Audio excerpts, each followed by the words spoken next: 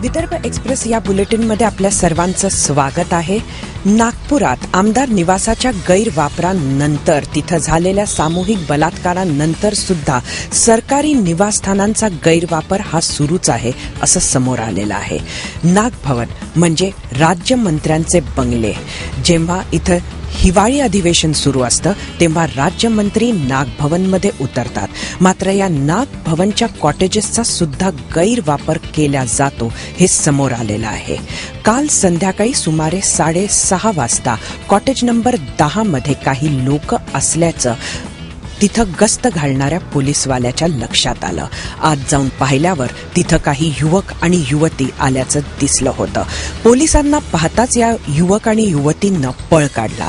लक्षात आलं की भिंत आणि पाठीमागचं दार यामध्ये निर्माण झालेल्या फटीतून ही मंडळी आत आली होती.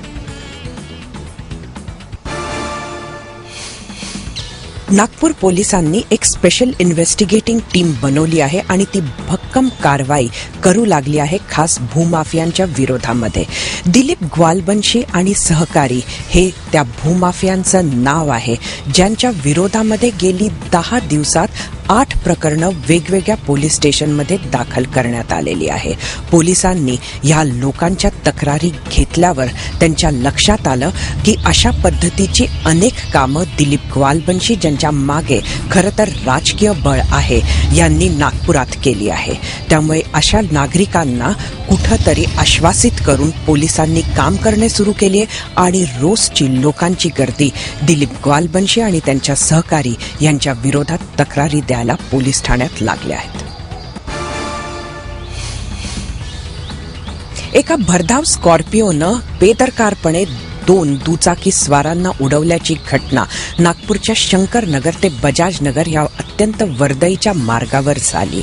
मात्र हे जे दोन्ही दुचाकी स्वार होते बबलू ठाकूर आणि रुपेश खिलवानी यांचं दैव बलवत्तर असल्यामुळे दोघंही बचावले.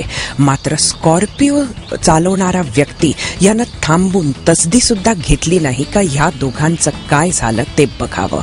तो तिकडनं त्यांनी पळ तर काढलाच, तो अजूनही फरार आहे. मात्र हे जे संपूर्ण अंगावर शहारे आणणारं फुटेज आहे ते सीसीटीव्हीमध्ये कैद झालं आहे. हृदय हेलावून ठेवणारी आहे पुढची बातमी यवतमाळची. यवतमाळच्या वणी तालुक्यामध्ये एका निर्दयी बापानं कैचीनं आपल्या 6 महिन्याच्या मुलाला भोसकलं. मुलाचा यामुळे मृत्यू झाल्याची माहिती मिळते आहे. संतोष धांडे हे या बापाचं नाव. तो मनोरुग्ण असल्याचं सांगितलं जातं. पोलिसांमध्ये संतोषच्या विरोधामध्ये गुन्हा दाखल झालेला आहे. मात्र अशा काहीही घटना घडल्या की गेलेला जीव हा वापस येऊ शकत नाही. वर्ध्याच्या ITI टेकडी परिसरातील पाठीमागे असलेल्या एका डबक्यामध्ये बुडून काल संध्याकाळी एका 12 वर्षाच्या मुलाचा मृत्यू झाल्याचं कळतं आहे. योगेश गोपाळ अटळकर या 12 वर्षाच्या मुलाचं नाव आहे. तो काल संध्याकाळी आपल्या काही मित्रांबरोबर तिथं जमलेल्या पाण्याच्या डबक्यात पोहायला म्हणून गेला.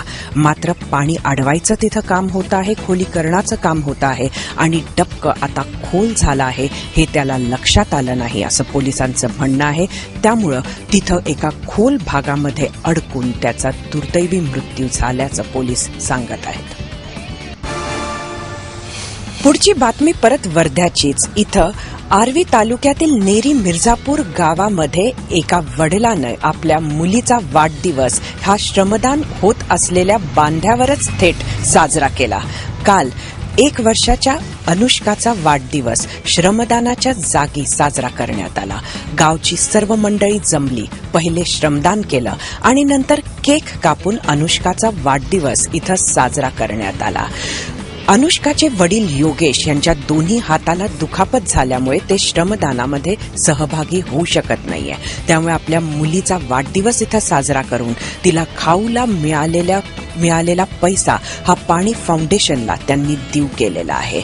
त्यावेळी इथं नुसतेच गावकरी नाही तर माजी आमदार, अधिकारी हे सुद्धा उपस्थित असल्यामुळे श्रमदान करणाऱ्यांचं मनोबल सुद्धा वाढलं.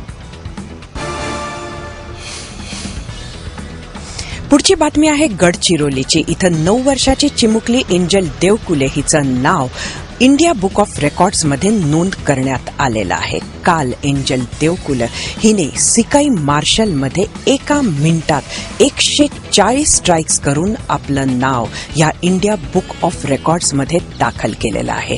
स्कूल ऑफ स्कॉलर्समध्ये गडचिरोलीत याची चाचपणी काल ठेवण्यात आली होती.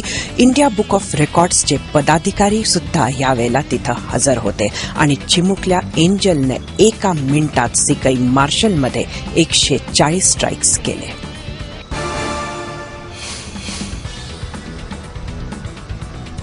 बार आणि 500 मीटरच्या नियमामुळे आता ज्यांना भ्रष्टाचार करायचा त्यांना भरपूर वाव मिळाला आहे. भंडारा जिल्ह्याच्या परसोडी गावामध्ये एका दारूच्या दुकानदाराला ग्रामपंचायतीचं एनओसी हवं होतं. मात्र हे एनओसी देण्यासाठी अगदी 26 आणि 27 वर्षाचे असलेले सरपंच आणि उपसरपंच यांनी लाच मागितली. पहिले 50,000 देतानाच अँटी करप्शननं धाड घातली आणि या दोघांनाही अटक केली आहे. या नियमानंतर बारमध्ये प्रचंड गर्दी भंडारा जिल्ह्यात सुद्धा दिसत आहे आणि याचा फायदा या दोघांनी घेण्याचा प्रयत्न केला, मात्र ते फसले. लाचखोरीची ही कहाणी इथंच थांबत नाहीये, तर गडचिरोलीमध्ये सुद्धा काल एका महिला ग्रामसेविकेला लाच घेताना अटक करण्यात आलेली आहे. रोजलीन खोब्रागडे हे या महिला ग्रामसेविकेचं नाव आहे. बिल्डिंग मटेरियलमध्ये कंत्राटदाराचं बिल काढण्यासाठी तिनं लाच मागितली होती आणि 1,38,000 रुपये घेताना तिच्यावर लाचलुचपत प्रतिबंधक विभागानं धाड टाकली.